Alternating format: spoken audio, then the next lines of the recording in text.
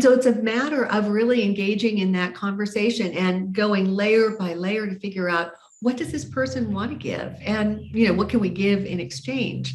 The other thing about contribution that's really coming to the fore right now is, and we've seen it for some time, people want to live on purpose. They want to work for organizations that align with their sense of what needs to happen in the world.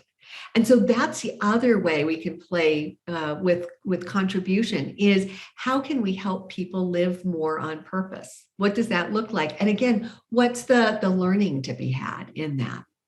So there's a difference between purpose and contribution. That's the first point, right? So contribution is contribution towards something in the company potentially, or something for a client, or something for whatever's happening in an organization. Purpose could be the bigger kind of overlay across the whole organization, where it's like, yes, I'm doing this thing. This thing is maybe not the most exciting, but it's contributing to this purpose.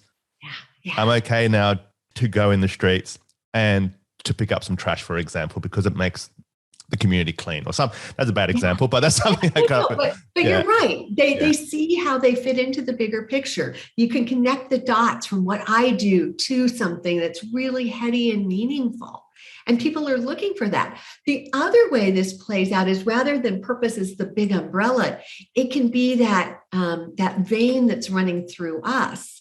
That I have a real commitment to sustainability. I'm concerned about what's going on with the planet. And so maybe in my company, there's a sustainability initiative.